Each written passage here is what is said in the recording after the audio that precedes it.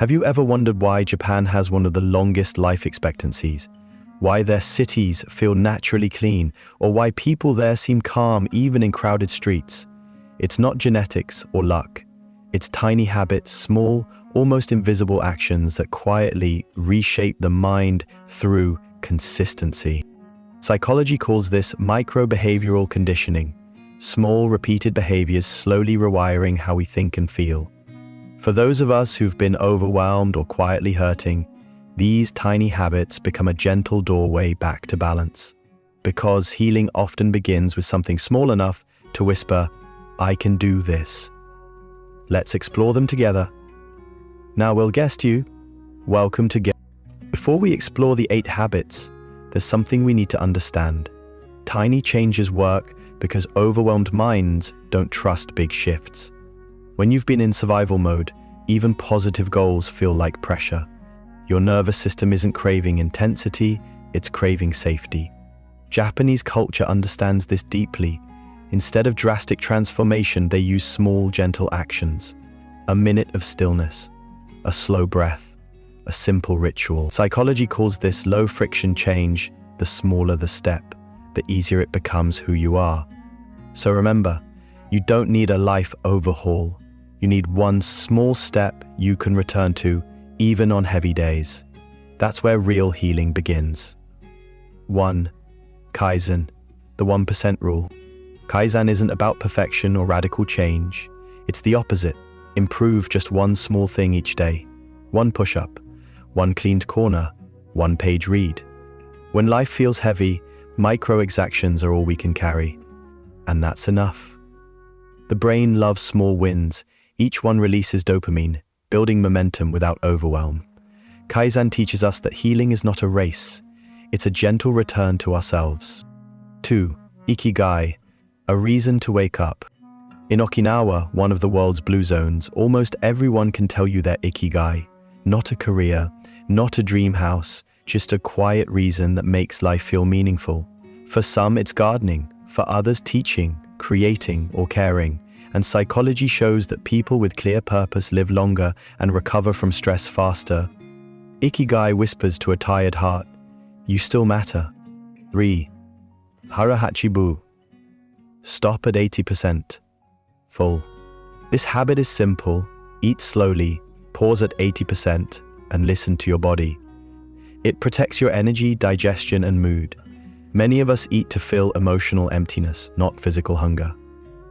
Hara Hachi teaches restraint without punishment, an act of kindness toward your future self. It tells your body, "I am paying attention." 4. Shinrin-Yoku, forest bathing. A slow walk among trees. No phone, no agenda, just breathing, just noticing.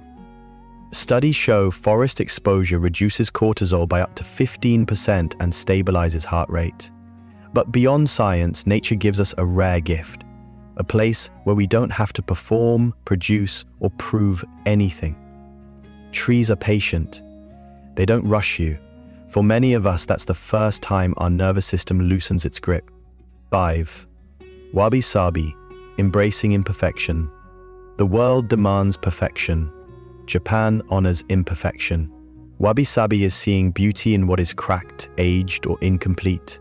A chipped cup, a worn table, a face lined with stories. When you internalize this mindset, something shifts. You stop fighting yourself. You stop believing you need to be flawless to be worthy. Wabi-Sabi is self-compassion disguised as philosophy. 6. Gaman, quiet strength under pressure. Gaman is often misunderstood. It's not suppressing emotions. It's holding yourself with dignity when life tests you. It's the inner posture that says, "This hurts, but I won't collapse." It's resilience without noise.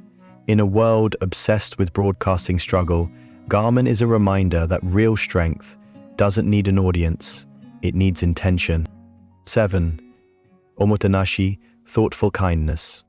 Omotenashi is kindness without expecting anything in return, leaving a place cleaner than you found it, lowering your voice in shared spaces, thinking about how your actions ripple outward. And here's the psychology. When you focus on others, Your mind stops looping around your own pain. Compassion shifts you from survival mode into connection, one of the most healing states a human can enter. 8. Kintsugi, repairing with gold.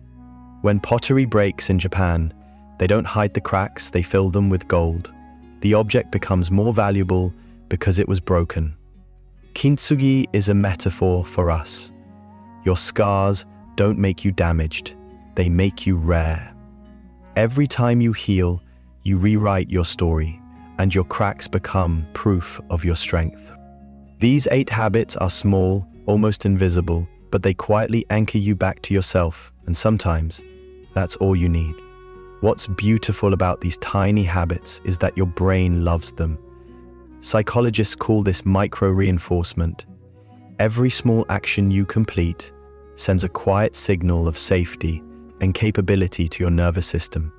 No pressure, no overwhelm, just gentle repetition that slowly shifts how you think, how you feel, and how you respond to life. And as these habits settle into your daily rhythm, something subtle happens. Your mind stops bracing for impact and starts trusting the process again. Your body softens, your focus returns. Your heart feels a little lighter. Tiny habits, tiny openings for a completely new way of living. Healing doesn't arrive with fireworks. It arrives quietly in the tiny decisions we make when no one is watching. In the moment your trembling mind whispers, "Maybe I can start here," and your tired body finally believes it. Big breakthroughs rarely change us. Small consistencies do. These 8 Japanese habits were never meant to turn you into someone else. They were meant to guide you back to the version of yourself you lost somewhere along the way. The calmer you, the softer you, the you who doesn't have to fight through every day just to feel okay. The you who breathes without apologizing for needing rest. And when these tiny habits repeat long enough, something shifts. Not all at once, but gently.